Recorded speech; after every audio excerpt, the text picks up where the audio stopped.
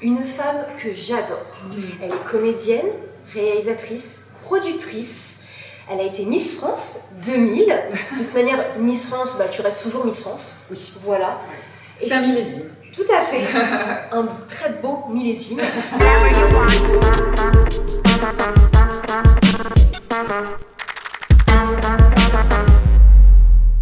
Et cette année, tu es dans le jury de la fiction, du Festival de la fiction télé à La Rochelle, présidé de Thierry Godard. Juste avant toi, j'étais au petit déjeuner avec lui et il a dit qu'il avait choisi certains membres du jury, et notamment toi, parce que voilà, il adorait la femme que tu étais, ton parcours et tout ça.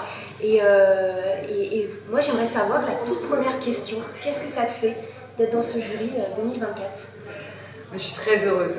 Thierry, je le porte dans mon cœur. Enfin, c'est un acteur que j'aime particulièrement parce que, déjà au-delà d'être un très bon acteur, c'est un homme formidable qui est très généreux. Il a accepté de jouer dans mon film. C'était pas évident parce que c'était pas le rôle de premier plan. C'était celui d'accompagner une jeune comédienne à se révéler. Et il a su le faire avec moi. On parlait de Monsieur Thierry Godard juste avant ça. On parlait de toi à l'instant. Et donc j'étais en train de parler de toi. C'est hyper gênant. Je voulais dire des choses que tu allais découvrir. Oh, je veux les découvrir. Voilà. Que des belles choses. Juste un café, vous voyez, c'est ça? Ouais, à 11h30. Je donne mon agenda. Vous voyez, c'est aussi pour ça qu'il nous choisit en fait. C'est pour qu'on soit. C'est Jiminy Cricket quoi, derrière. Non, donc je disais que c'est un homme formidable. Donc voilà, je ne savais même pas qu'il était là. Mais au-delà de ça, c'est qu'il est très généreux. Il a su accompagner Esther Rolland, ma comédienne, vers ce qu'elle sait faire aussi. C'est déployer ses ailes, être libre. Il a été vraiment hyper généreux, lui, Clémentine Sélarié, tous les adultes en fait, qui ont été autour de toutes ces jeunes femmes qui ont fait mon film. Ça n'a été que de la générosité. Ouais. J'en suis émue. Oui, c'était ma prochaine question. Donc, le film, l'année dernière, tu es venue aussi à ce festival pour présenter Un destin inattendu. Tu disais, Esther t'incarnait dans ce rôle, parce que c'est quand même ton histoire que tu as mise en lumière.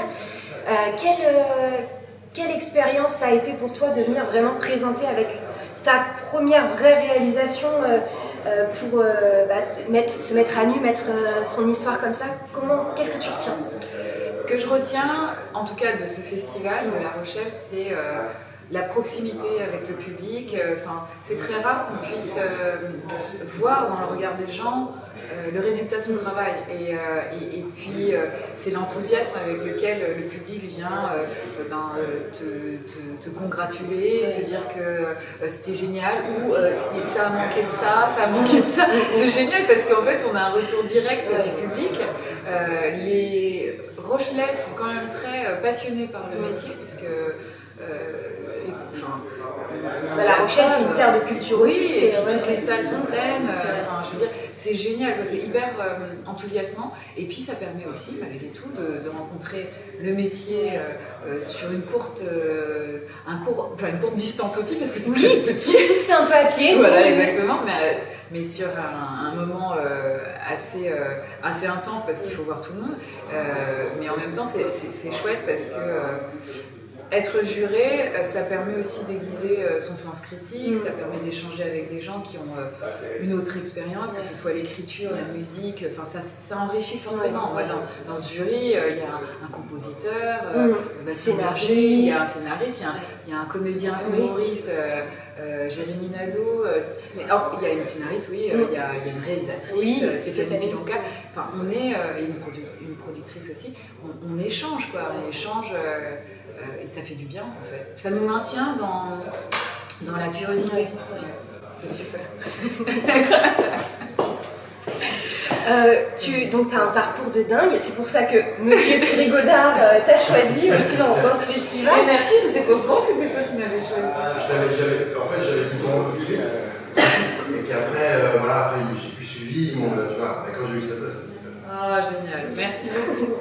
Merci d'avoir participé un peu du coup à l'interview, on a le retour. direct. On le disait, tu as une carrière quand même incroyable. Si. Oui, toi, tu es quelqu'un d'hyper modeste. Vraiment, je suis très admirative de tout ce que tu fais. Forcément, tu as eu beaucoup de conseils. Est-ce que tu en as un qui t'a particulièrement touché? Le premier conseil, celui de ma mère. Alors, c'est une citation. Elle me dit toujours, quand tu montes les escaliers, dis bonjour, parce que le jour où tu redescends, c'est les mêmes que tu croises. Bien. Donc, regarder son... Oui, il faut être humble. Ça ne veut pas dire non plus se laisser marcher dessus. Moi, en devenant Miss France, en rêvant d'être comédienne, je savais que j'allais forcément avoir quelques difficultés à m'imposer dans ce métier, mais je savais aussi qu'il allait falloir déployer beaucoup de de volontarisme, de patience, une énergie folle. Il ne faut rien lâcher en fait, il faut rien lâcher, mais il faut savoir aussi apprendre de ses erreurs, se remettre en question quand il y a un truc qui n'a pas fonctionné, ne jamais vivre sur un échec, si tant est que ça soit un échec, moi j'appelle ça des expériences. Et puis se dire en fait qu'on a quand même la chance de faire un métier qui est un métier de passion. Moi, je veux dire, j'ai la chance de travailler dans le métier dont j'ai rêvé le plus. Et c'est comme ça que tu visualisais ton avenir petite? En tout cas, moi, je me visualisais comédienne, actrice, je sais pas, sur les planches ou devant une caméra, je savais pas trop. Mais après, c'est vrai que la réalisation m'a toujours intéressée. La technique m'a toujours intéressée. Donc je savais que c'était un truc... J'allais y venir à un moment ou à un autre, mais il fallait quand même que j'impose dans l'inconscient collectif l'évidence que j'étais comédienne. Et ça, c'est pas évident. Mais c'est des métiers, moi je croise toutes sortes de gens qui me disent tout le temps j'ai le syndrome de l'imposteur, j'ai le syndrome de l'imposteur. On l'a tous, ce syndrome de l'imposteur. Tu l'as ou tu l'as eu? Je l'ai eu, je l'ai un tout petit peu moins, bien qu'il revienne de temps en temps, mais tant mieux. J'aime bien être dans le doute parce que ça permet de se remettre en question et de ne pas aller sur ses acquis. Est-ce que tu peux me dire à ce jour ta plus grande fierté? Mes filles. Ouais, c'est ce que j'allais dire, à part les enfants. À part forcément. Les enfants. On les embrasse d'ailleurs. Mes filles, Tess et Kaina, je les embrasse. Ma plus grande fierté, c'est d'avoir réussi ce tour de force. Là où, je te jure, j'ai croisé des gens qui me disaient mais non, ça ne marchera pas, c'est pas facile. Il y a des gens qui sont là pour mettre des bâtons dans les roues. Je les remercie aussi parce que c'est eux qui ont développé ma rage, en fait, ma rage de travailler, de vaincre, d'y aller, de foncer, quoi. Exactement. Non, il faut... De toute façon, même si on se dit qu'à l'impossible nul n'est tenu, il faut quand même tenter tout ce qui est possible, dans la limite du respect évidemment, mais il faut toujours se dire qu'il n'y a pas de limite au rêve. J'adore t'écouter, moi j'adore ces petits moments. Qu'est-ce qu'on peut te souhaiter? Est-ce que tu as des projets après en cours? Oui. J'en ai plein sur le feu. Oui, j'en ai plein en écriture, en développement, en production, d'autres qui sont encore dans ma tête. T'aimes pas t'ennuyer, toi, faut pas que tu t'ennuies. Ah non, moi je suis une hyperactive, j'ai besoin de bosser, j'ai besoin et puis de toute façon, je me nourris de tout ce qui se passe autour de moi. C'est une période très bouillonnante et qui est très inspirante aussi. Et puis je suis maman d'adolescente. Oui. Elle m'en amène beaucoup. Elle m'en amène beaucoup d'idées, on va dire. Et donc là, j'ai plein de choses qui sont sur le feu. Plein de choses. Il y a la saison 7 de Tropique qui va être prochaine, Tropique criminel. Saison 7, avec ton superbe binôme avec Béatrice Goulet. Et puis là, la saison 6 est bouclée, elle va sortir l'année prochaine. Là, je pars en tournage à Douai d'un polar avec une réalisatrice que j'adore.